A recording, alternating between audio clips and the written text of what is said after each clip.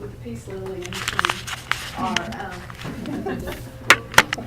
yes, appropriate, very appropriate. Have become special people even in my life. I share Sunday afternoons and sometimes Thursday evenings for a short amount of time with Joel and his lovely wife, Deborah. And sometimes I've got to meet Sam, and they have quickly become and have a special place in my heart. And I appreciate their willingness and their openness to share parts of their story with us today. And with that, I introduce Joel and Sam, father and son.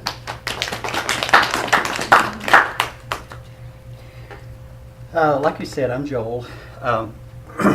And so this is actually, I feel like a great opportunity for me and Sam, because you know, we've been through a lot these last couple of years, and I feel like we've, you know, ended up at a good place, both for the whole family, and so I'm just you know, grateful to be able to say a few things from my experience. If you look at the schedule, it has me speaking and then Sam speaking, and we last night got together and decided it would be better for us to go back and forth, and so we're not like super planned out. We'll you know, I've got some things I want to say, and he does too, so we'll just work it in as it goes here. And maybe at the end, if we got some time, we might take some questions if anybody has any. So anyway, you want to say anything? Or? I'm Sam, and I'm an addict. Hey, Sam. Hey, Sam. Hey, Sam. I'm glad to be here. I'm visiting from Nashville. I grew up in Huntsville originally. Glad to be down here. And I'm really glad my folks are getting into this thing. You know, this is it's a whole family thing, and that's kind of hard to come to grips with when you know it's, you know, even for me, especially because I mean I knew I was the one that was doing all the damage really, and but you know, through this I can definitely see that there is a huge change. I can tell in their life, and just dealing with me, like I can actually tell, which is amazing. So I just want to give props to this program for sure, and to them, and you guys. I mean, you know, you can't do any of these programs, Alcoholics Anonymous, Narcotics Anonymous, Nar Anon, Al-Anon. You can't do any of those by yourself. You have to have people around you, and I'm glad that they have, you know, people like you around them. So, but yeah, I'm glad to be here. So I'm going to tell a little bit, just a little background of the story, and there's story upon story, you know. So, you know, as we all have stories and stories. So, but I'm going to try to be just brief and kind of a setup here. So I knew Sam was using some when he was a teenager, starting with I think about 16.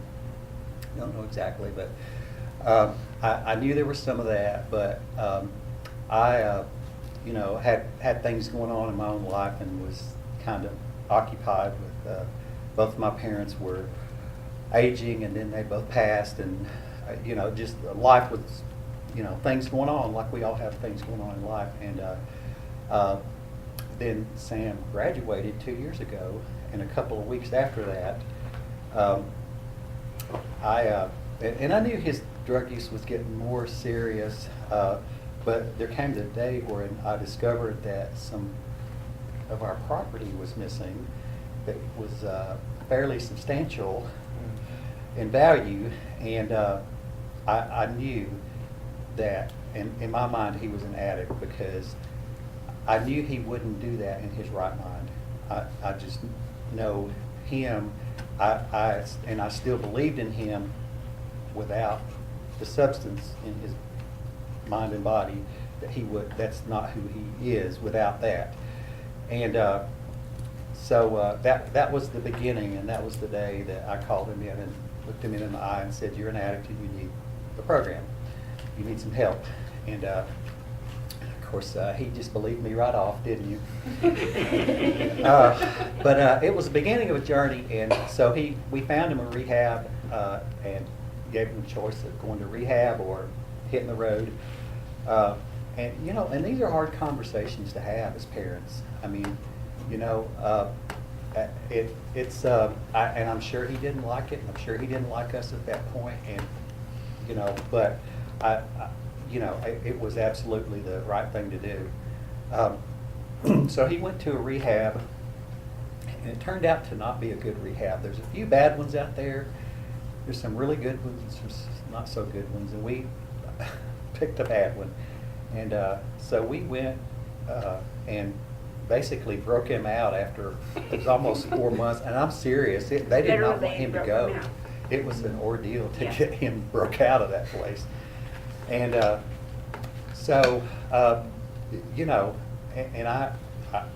and I apologized to him. I said, I'm sorry it was like that, but it was coming from a place of love. But all in all, it was still, he learned some things. He saw some things. He, sometimes learning what to do is, you got to learn what not to do. That's kind of part of it. I'm going to add to that. Go ahead. It was a place in Russellville, Alabama, and they run things a little bit different down there. But the main thing that I didn't think that I was, that I had this disease. I didn't think that I was an addict or anything. I told people there, I was there because my parents sent me there because I stole some things from them. I don't really think that I belong here. So I believe that the whole time I was there, all those months, I didn't get anything from it. That's the first step. If you don't take that first step of believing that you have an issue, there's everything else is void that's done for you. Which I definitely would have gotten a whole lot more out of it if I did take that step. But in all of it, that treatment center was run a little weird. But the second one I went to was definitely what I needed. But again, it was because I took that step and admitted that I was powerless over these substances and really everything. I'm not only powerless over alcohol and narcotics, but women, media, all these things. But yeah. So after the first rehab, here he was, 18 years old, and he wasn't coming back home. We had already, set that as a boundary, and I think it was, I still think it was right and appropriate for our circumstance. And so, he needed a place to stay, and so, I found a place that somebody from church owns a house that a bunch of guys from college that are in college live there, and so I kind of talked his way into there, so he had a place to stay, and he got a part-time job, and then he got 2 part-time jobs, and then rolled around time for school, and so I'm thinking, well, he needs to be in school because that's kind of the premise behind staying in the house. And so I get him enrolled at Calhoun and paid for some classes that, let's just say he didn't attend very many of those classes. But it was me trying to solve his problems. And I think it's really difficult because I don't know that he was necessarily capable of solving his problems at that point, just maturity and knowledge of the world and all that wise. And so it's really it's a challenge as a family member to kind of know what they're capable of and what they're not. And my kind of standing rule that I've learned is, I don't do things for him that he can do for himself. And there's room for kindness in there, and but I just mean, like, he works and pays his bills, and he bought his car and that kind of thing. But anyway, so he rocked along for a little while, and then he got in a little legal trouble. Well, for a while again. Yeah. Well, the first time you didn't get arrested, Right. because you were a minor, but it was the same exact thing. Shoplifting from Walmart. He had done 12 months earlier. It was And it's different. It was to the day. It was 364 days before the last time, and if it was another day, I don't think it would have had that much pull on it. But anyway. So I'm going, I love her. Keep telling yourself that. So I had told him after the first one, I was like, well, after this, you're not a minor anymore, and you got to take the consequences. And so he had consequences. I got a call from jail, and so anyways, that's another whole story. I just kind of left him in there for a while. I was like, I don't didn't want to deal with it, but anyways, so then he disappeared. Well, by this point, I had been, and my wife, we had been going to another 12-step fellowship, and we were working the steps and going through it, and I had gotten to a point where I'm not going to say it was easy, but we didn't fall apart. And we looked at each other and says, well, maybe he needs to go to jail. Maybe that's what he needs to do. Maybe that's what needs to happen for him. Maybe, I don't know. But I really, it was a point of crisis, but I also looked and says, well, this may also be an opportunity, because, and it ended up being an opportunity to get him back in a second rehab. But Yeah, I mean, as an addict, we talk about in our meetings hitting that bottom that you guys know about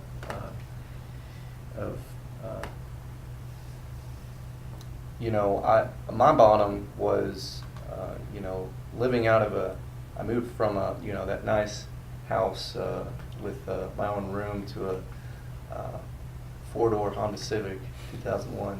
It's pretty roomy. that didn't run. Yeah, that didn't run. Living out of that, and having to, and we'll go into this, but having to get what I needed by any means necessary, and just wanting to not be around anymore. I had no self-worth at all. I was okay with just living there. Soon to have a warrant out. I really think if I didn't have that,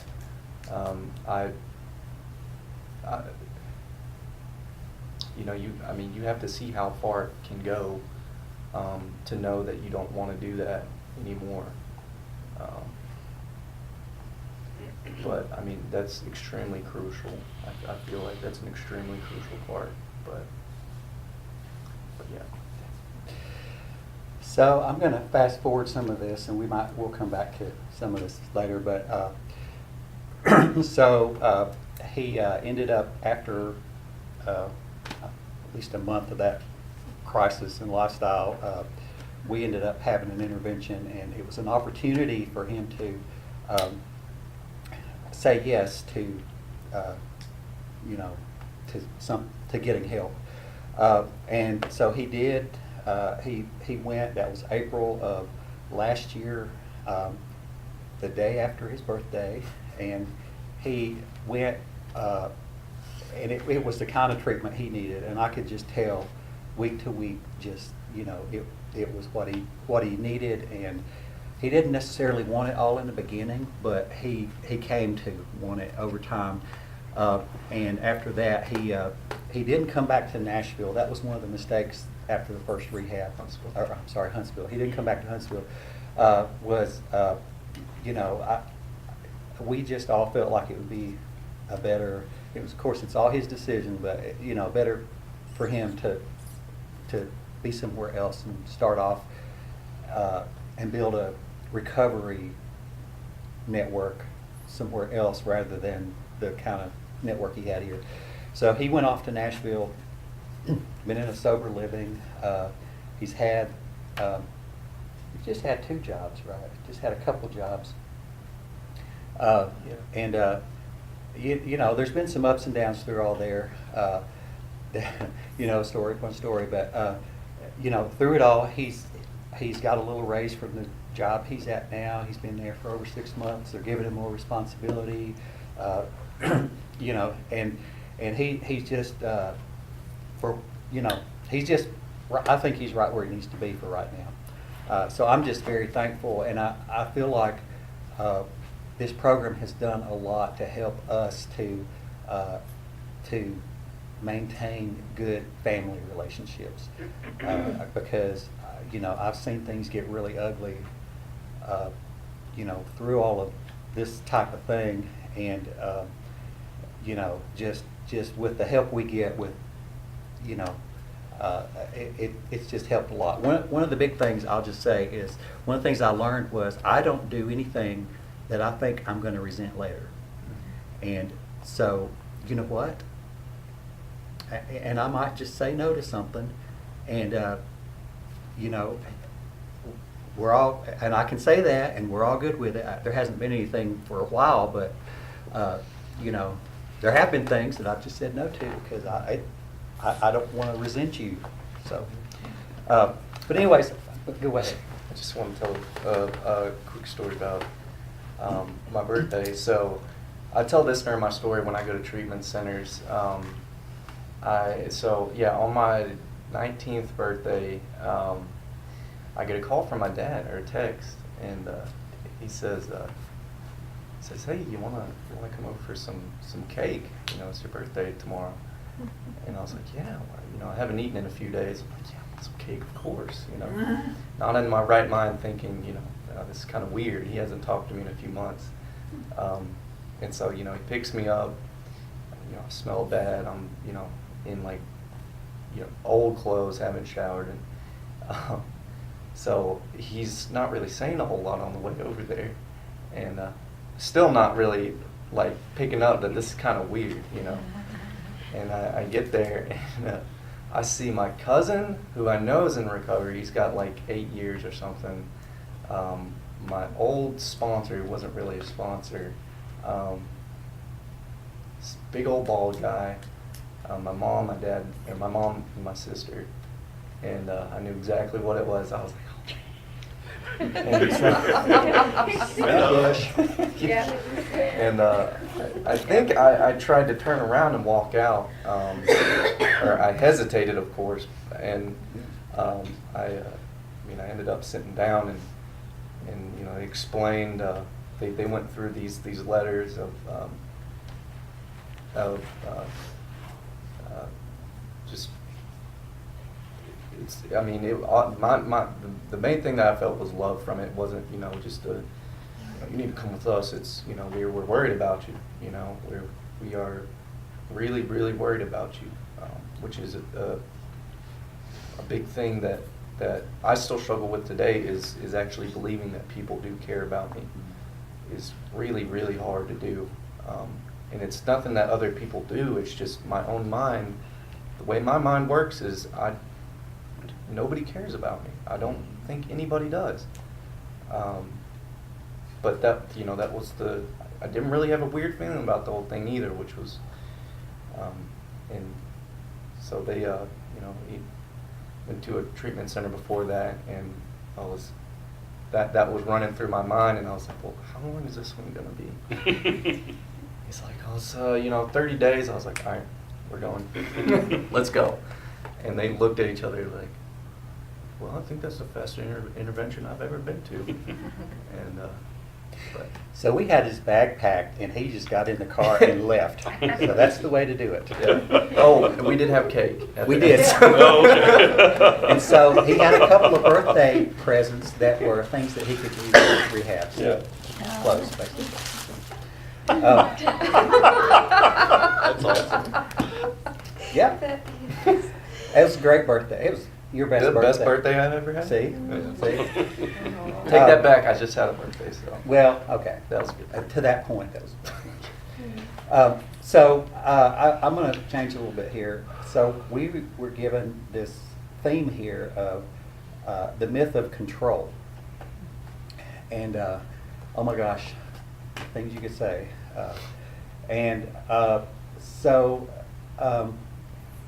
I started thinking of it, and of course, what comes to mind, well, before that, I looked up what is myth. It's a commonly held belief that may or may not be true. I mean, we have these things that people will say it's a myth, and what I've come to see is a lot of times they're true sometimes, but they're not always true. And we'll some people will grab onto them as if they're absolute, but they may or may not be. And so then, of course, my thoughts went to Mythbusters, and I think we've probably all seen the show Mythbusters. And you think about it, the thing they do on there is they'll come up with some myth, and some of them are just crazy. Some of them I've actually heard of, but most of them they're just come up with, well, if you do this, that'll happen. So they'll get out there, they'll design an experiment, and they'll go out and they'll execute it, and then usually it doesn't work, and they'll have to. So they'll tweak it, they'll change it a little bit, and they'll get more extreme in how they're going about it.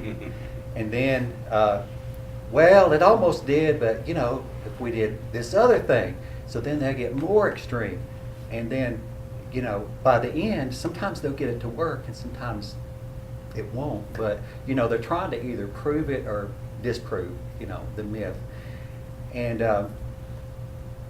I was just thinking, that's the way it is with control sometimes. Sometimes it works, sometimes it doesn't. It all depends. And there's things that are appropriate and right for somebody who's not using, and you try to do the same thing when they're using, it doesn't work. And and then as they get in recovery, and not necessarily that it's all control, and I have a kind of a problem. I really try not to be a controlling person. I think we all know people that are, like micromanagers, and I really don't think that's my style. I think more I'll try to influence things. I have my moments, we all do, I guess. But what was I going to say? So, anyways, I wrote down some myths here, and I kind of these are all things that I've done in some way or another. So, and it has to do with control or influence. So, the myth is the information will lead to better decisions. If they know about drugs, and they know. So here's the thing, when they're in grade school, they come home with these little things, and you sit with them and you talk to them about drugs. And you point to people on the street, and even I know Laura, Sam doesn't remember. You remember going to police camp? Yeah. Okay, and they talk about drugs, Yeah. and and so, and these are things you should do, right? Teach your kids about drugs, tell them to say no, and all that. Okay. So, was there a lack of information in your life? Oh no. There's information. Now it's just about abstinence. Yeah, yeah. But you know, for somebody that hopefully my other child won't become an addict, and I'm hoping she actually takes the information, you know, and she looks and says, I don't want to go there. But I think for a true addict, you know, and I think it is good. We need to do that with our children, but it doesn't inoculate them from addiction. Now, for me, and I know a lot of people that are like this, you know, the main thing that goes through my mind is, well, I'm not going to end up like that. You know, I'm different. I can do that. You know, I can just try it once or twice. You know, it's not a big deal. That's the greatest obsession of any addict or alcoholic, is they can use like a normal person. That's the greatest obsession. But there's something else I was going to say. Yeah. I'll come back to it. Yeah. So another one is showing consequences will lead to abstinence. So we've got in our extended family, we've got several family members who have mugshots of their arrests, and one in prison for drug-related, you know, activity. And so, see, you see that mugshot? See there? You could end up like that. And, you know, and another thing was, so when I found out about some activity before it all, you know, got so big, took him over to His Way. I don't know if you guys know what that is, but it's Oh, I remember that. yeah. So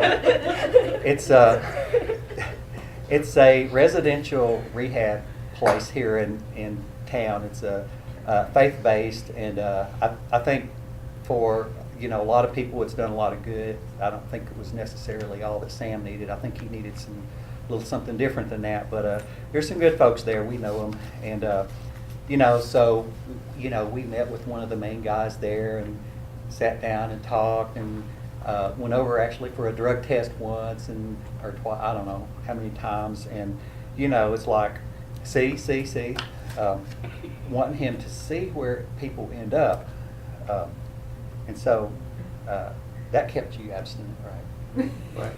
Right. Right.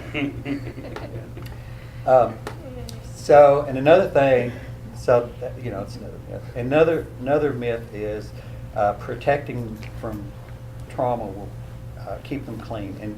And what you know, you hear a lot of, when you listen to people's stories, a lot of people that are actively using have been through some just terribly traumatic things, you know, through their family coming up, or from just, you know, just whatever, not even from their family, from something in the neighborhood or whatever.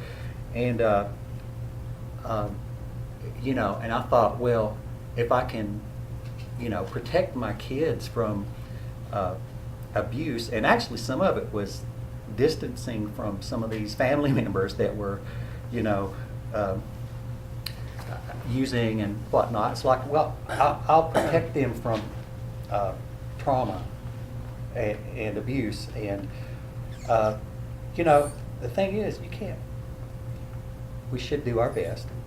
I still believe it was the right thing to do, but, you know, something can happen with, you know, you doing everything that you can. But, you know, even doing everything that I could, that didn't, you know, you don't have to be traumatized to want to go use. Life's traumatic. Going to school is traumatic. Yeah, public school. Yeah, I mean, my I remember what I was going to say before. My thing, I mean, I used to use. I mean, there wasn't a reason behind it really. I could justify plenty of things. I justified my grandparents' death at that time, and then another time I justified, well, I want to fit in. There's so many justifications. I mean, but It's Tuesday. it's Tuesday, right? The sun's got risen. There's no reason. I used to use, and that's what I did. And I've tried different things that, different relationships.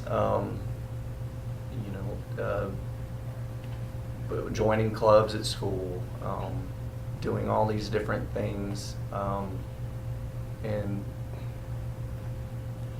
the main thing is it's a spiritual malady. There's something missing in me. There's a spiritual relationship that I'm not having. That's the thing. I was sitting in an AA meeting that I think it was a Huntsville group last night, and they were saying,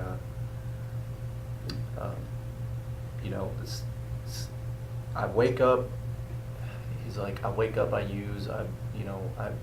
No matter what time it is, it doesn't matter. I've used in the good times. I used in the bad times. It doesn't matter what it was. And I was thinking, I was like, well, what if I use that in my spiritual life? Like I just replaced the using with prayed or praised or whatever. Just connected with my higher power like that. It doesn't matter what's going on in the bad times. I just prayed, and the good times I prayed. And I don't know. That's something that just came to mind. Anyway. Yeah, so I'm going to read a couple more of these.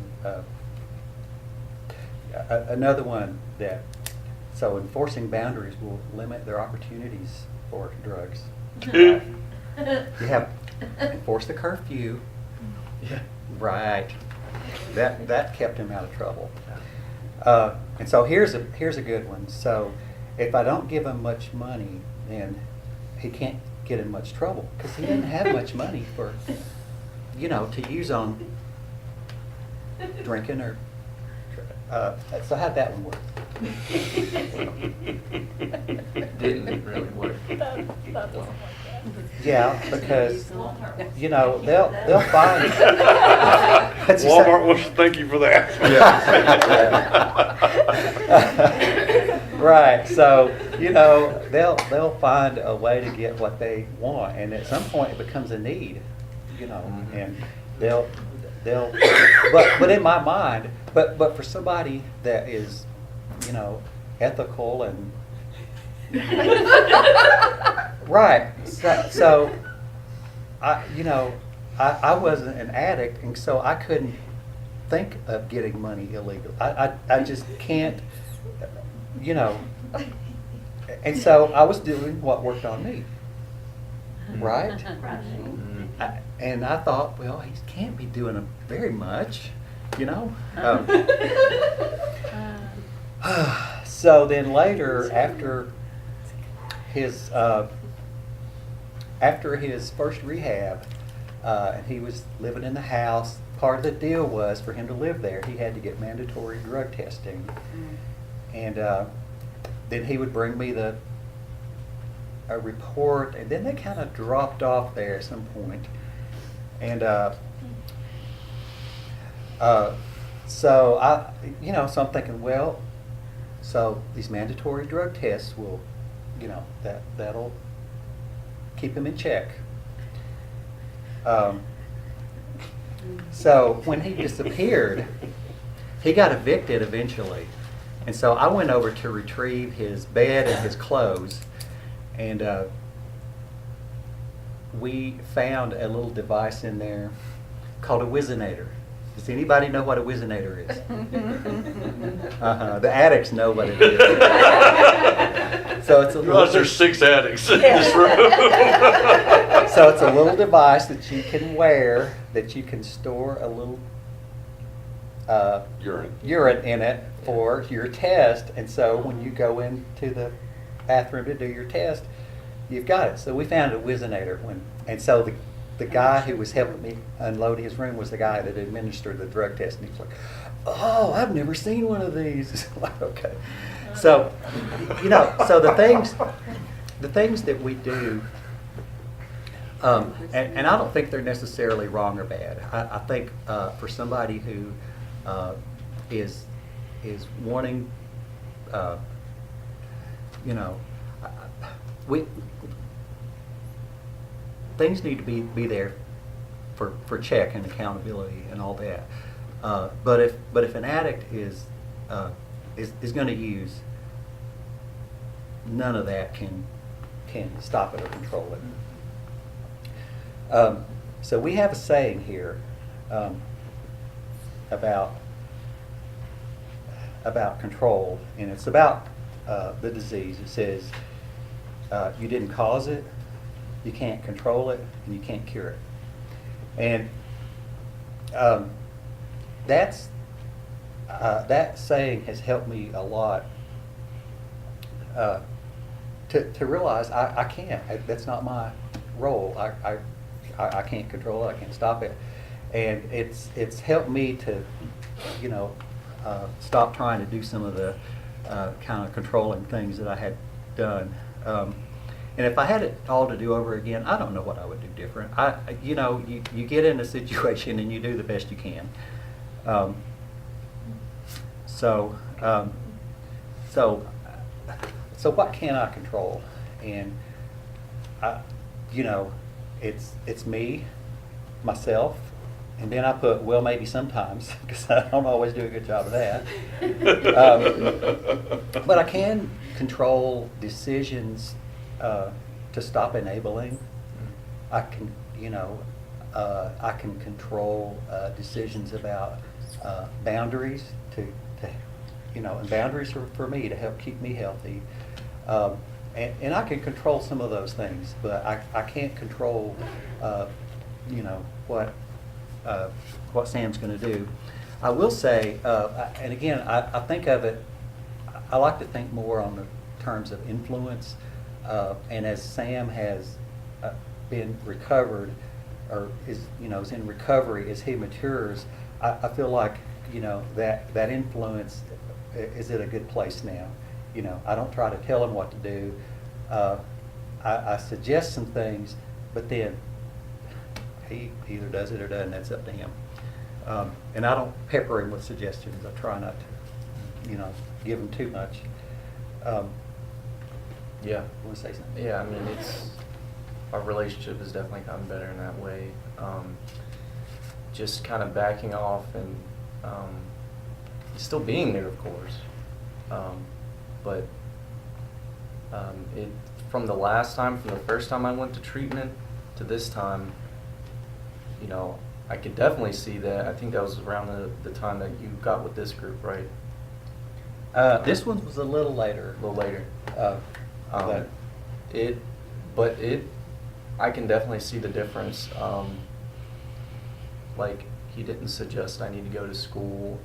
I'm thinking about doing it now just from my own self-worth, that I think that, I would like to do that now instead of just making Dad happy or just trying to get people off my back. I'll do what you need to do, what you want me to do, so you can just stop paying attention to me. I'm not afraid to show up and, be in, show up where I'm at, not trying to put on a face of oh yeah, I'm good,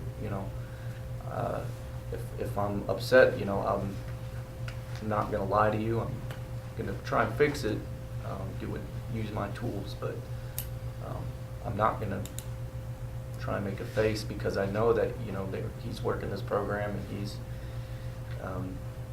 he has relief. He has a solution now, where my solution was using. He has one now, but. So I wanted to talk just a little bit about the intervention that we had. The Nar Anon literature that I've seen so far seems to be neutral on that. I haven't seen anything that's, pro or con or whatever. And so what I'm going to say is from our experience and just things that I've learned. I do know that the 12-step, especially the first one, that's very much a part of what they do at times. You know, they'll go find, you know, they used to go, you know, find drunks and, you know, drag them into treatment, and they probably still do that from time to time. And interventions come a long way as far as ways of doing that.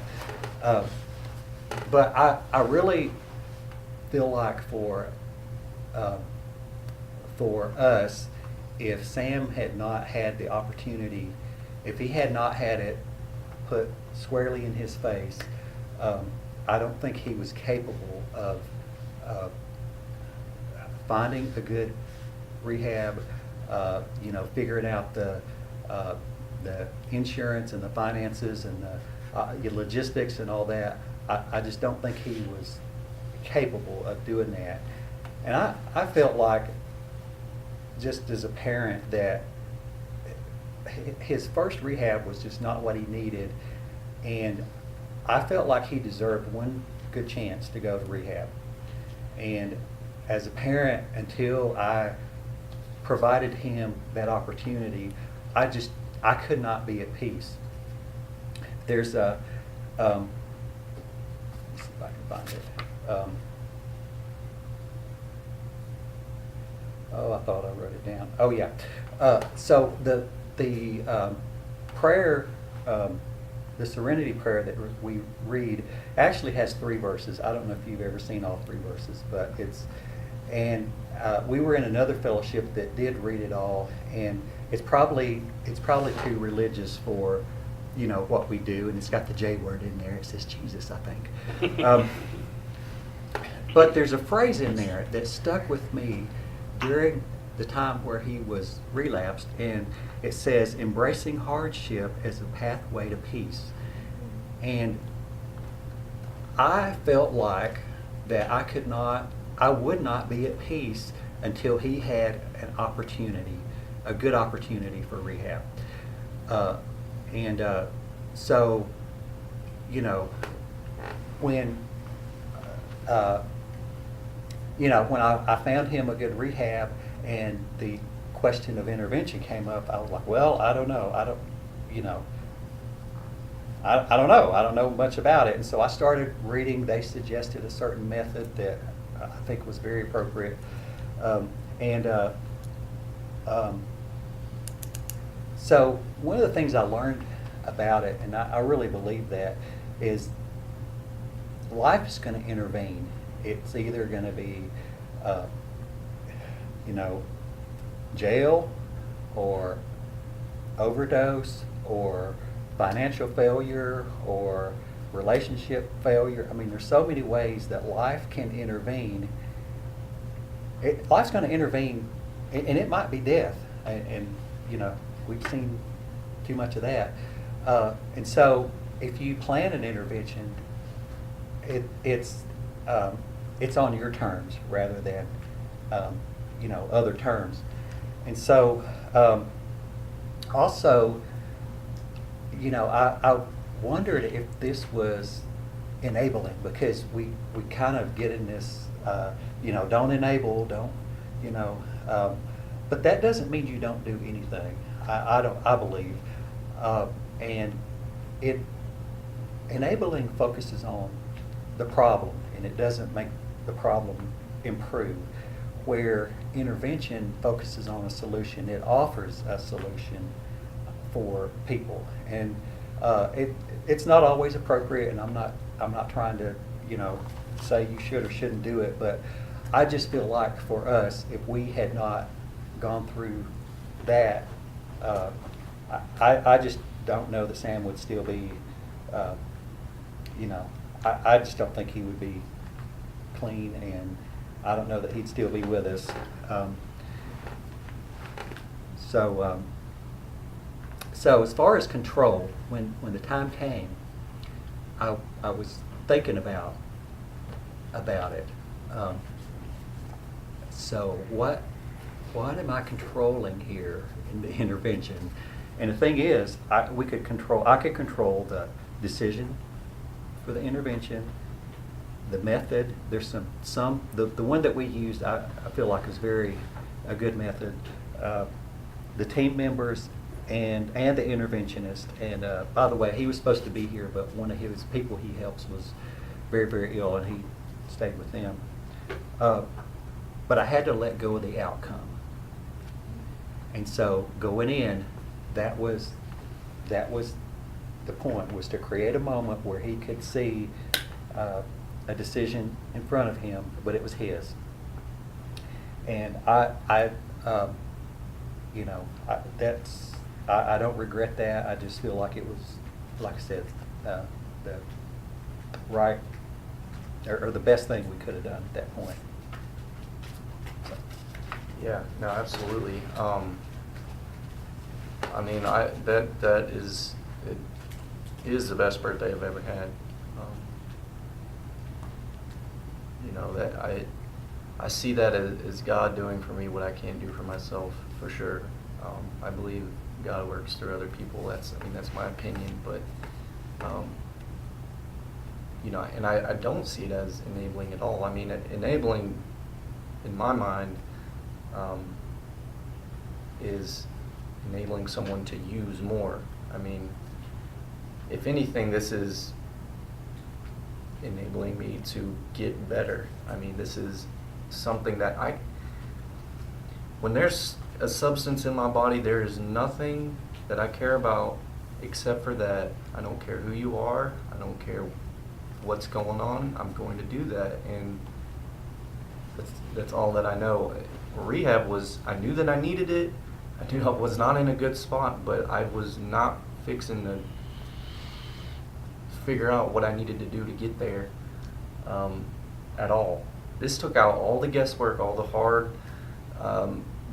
work. I mean, in school, if I came to a problem, even if it was like problem 2 on the worksheet, it took me more than 2 minutes, I was not gonna finish that whole worksheet. I mean, there's no way if I was going to try and get into rehab, I was going to actually do it myself. And that's just my story. I mean, it could be different for other people, but and I know that as long as there is a substance in my body, there's no way for me to have a spiritual life. It cuts off all means of spirituality, and in that sense, I feel like that's the time that, you know, God needs to intervene for somebody else. Now, God works through me, and I have a conscious contact with God as I understand Him, and you know, I can pray, and things are different. But when there is a substance in my body, there needs to be an outside source that will stop me. There's nothing in me that will stop on its own. Period. So, I mean, that's just me. That's just our story. I mean, intervention worked for us. Could be different, but I just know that if you have this disease, you can't stop on your own. There has to be some kind of outside thing coming to stop you physically from doing those things. But yeah. So I'm going to read one more thing here and wrap it up, unless you've got anything else to add. I wrote this just, I don't know, a week or 2 ago. I was pondering, and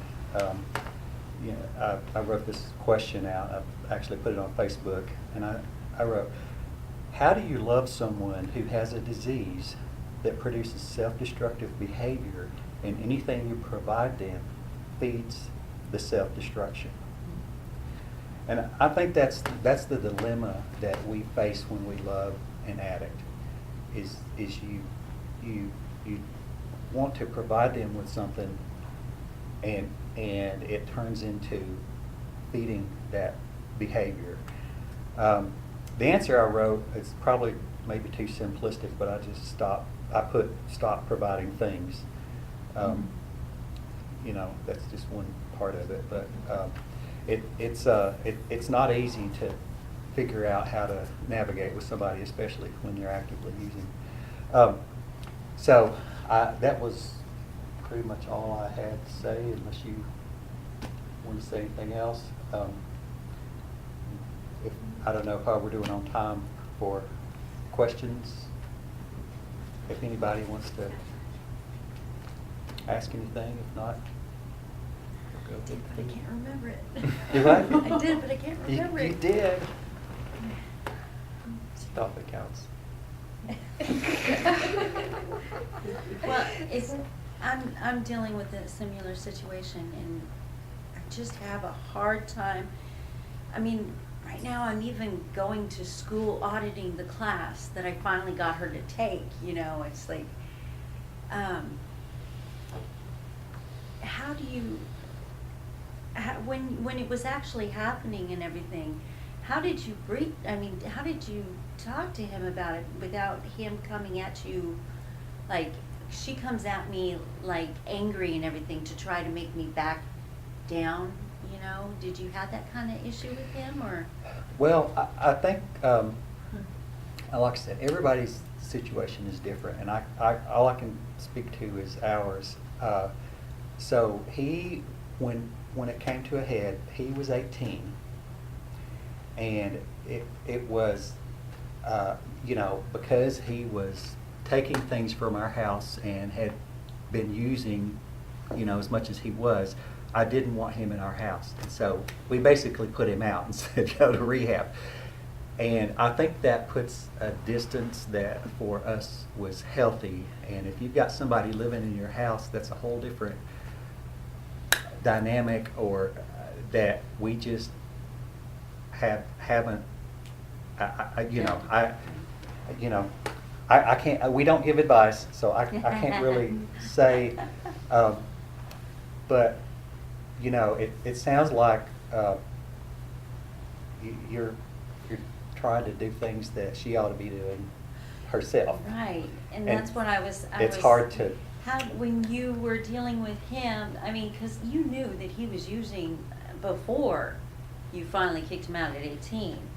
So how did you try to approach him?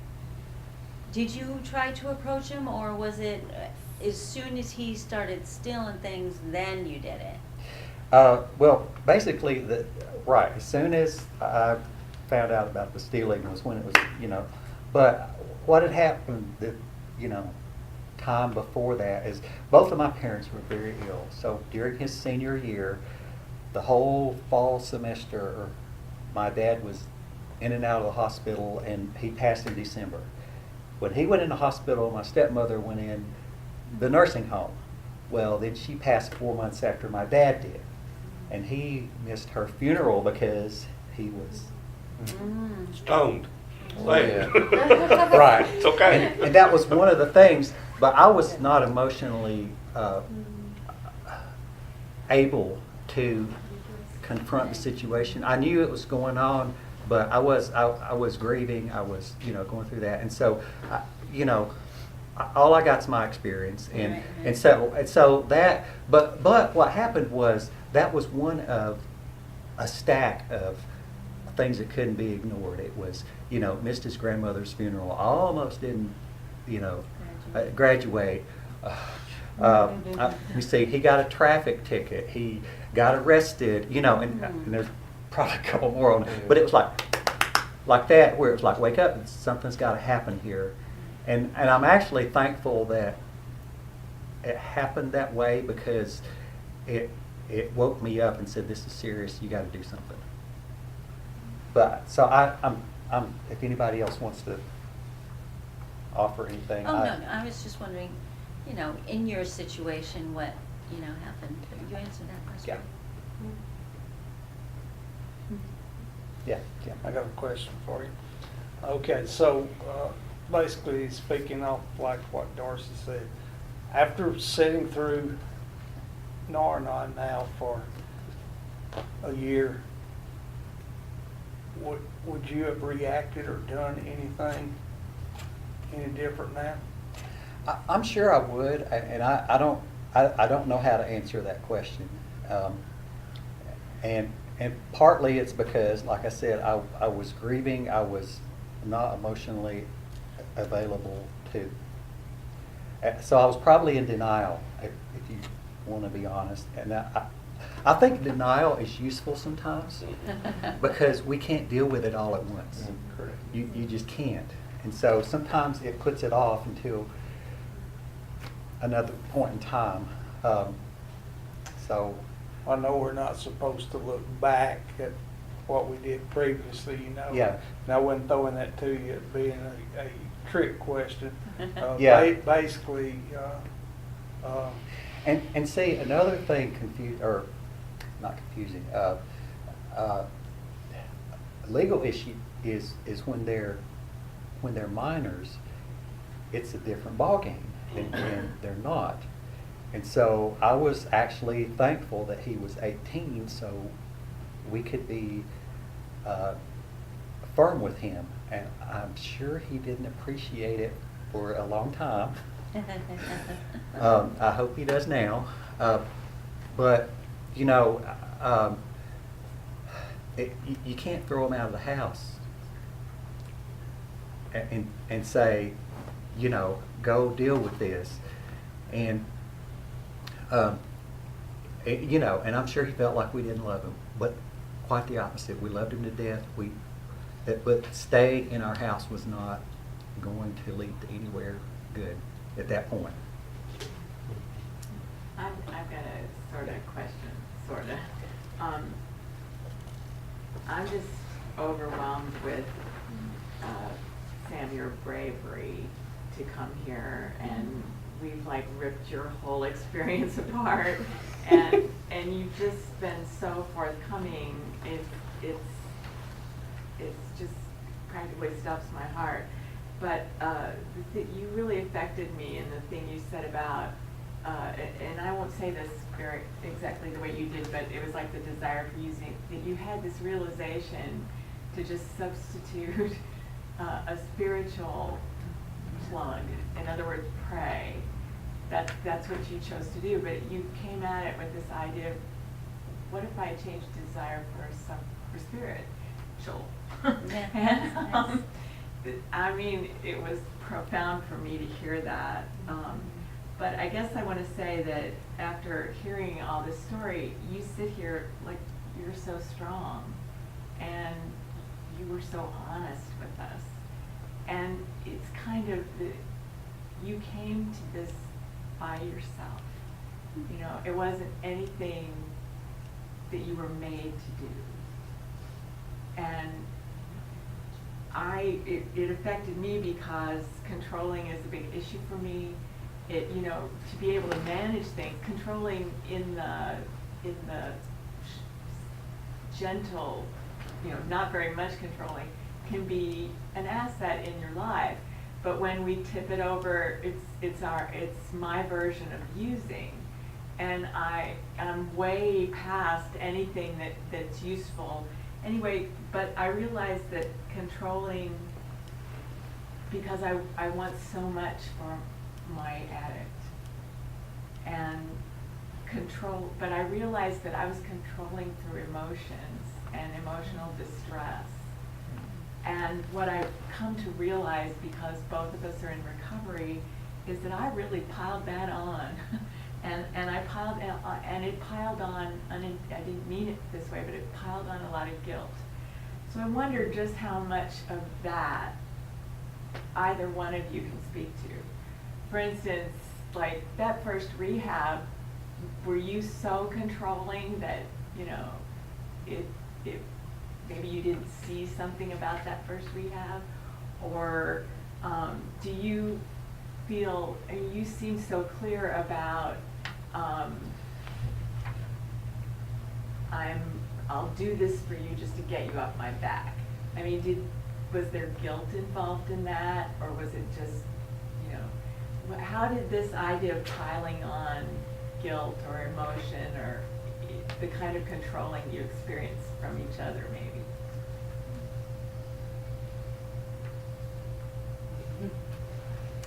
Well, Shame. You could have offered him, you know, you shouldn't be producing guilt. yeah, I mean, you know, there's a lot of guilt throughout a lot of the things, and you know, that first treatment center I went to, I was overwhelmed with it for sure. That was their method of, Ah, that's how they worked with guilt and shame. Okay. Right, and that's Yeah. what was wrong with that place. And when I realized how they operated, I was like, no, that's not what he needs. He's got too much of that already. And the first one, I didn't know nothing about picking out a rehab. So, you know, and I didn't have the money to pay for a nice one. The good ones cost money, you know, and that's okay. That's the way it is. And so I found one that didn't cost hardly anything, and you know, it turns out the guy who runs it's an ex-addict. He's never had any training. He's doesn't have any oversight. None of his staff has any kind of degrees or training, and not that that's all there is to it, but there's a little bit of, you know, you need a little bit of somebody. And so he was a very controlling person, and as I got to learn that, I was that's not going to keep him, not going to get him to a good place.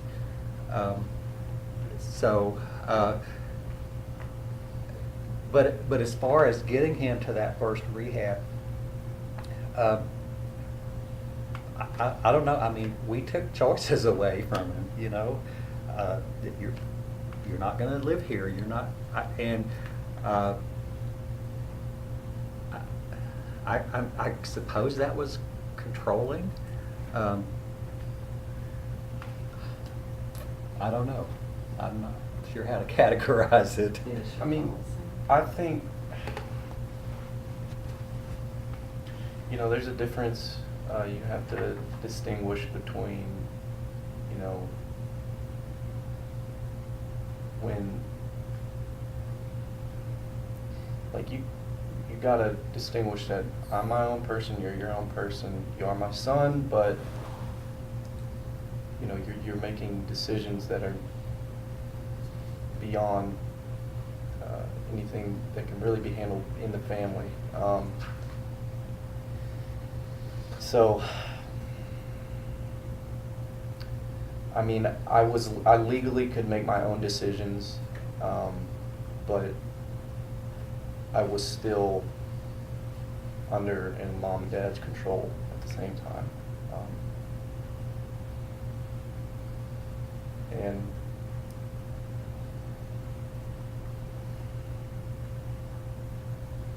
that, I mean, it's kind of a weird line to walk. You know, you're kind of on the fence of like, okay, am I still with mom and dad, or am I my own person? I'm just gonna ride this fence as long as I can, because you know, I can say that I make my own decisions, and then at the same time I can come back to mom and dad and ask for, you know, a couple bucks, and that's the line that I walked for a long time, even in this time sober. What I can say is different now is, like yesterday, went to the hardware store, and usually I ask if, you know, usually I just like put, you know, a snack or a drink on the counter, like when he's checking out, and just expect him to pay for it, you know. But yesterday, I mean, you know, I have my own money, I have my own job. You know, you've been paying for my stuff forever. I'm not gonna expect you to pay for these things. But I mean, you know, I decline it at first if they ask to pay for something.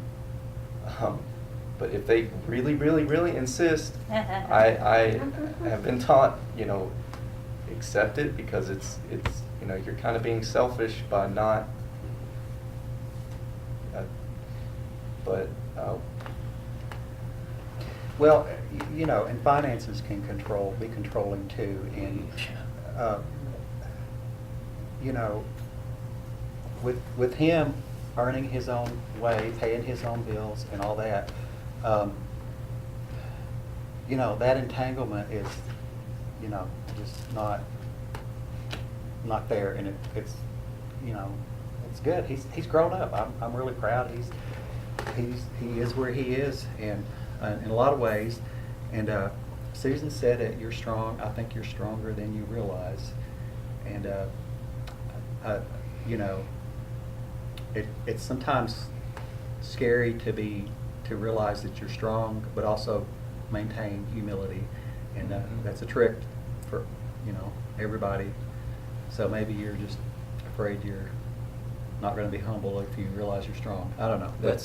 But you've got strength there that more than so many people, we've watched so many people not do well. So thank you, Susan. And you asked a bunch of questions. I didn't answer all of them. That's all right, I'll get you later. Okay. Sure, we should. Yeah, let's end this Okay. and take bathroom breaks. Thank you. Get something to eat. Everybody just got their own And bathroom. those of you who need to smoke will smoke. Reconvene, what time is it, and reconvene when?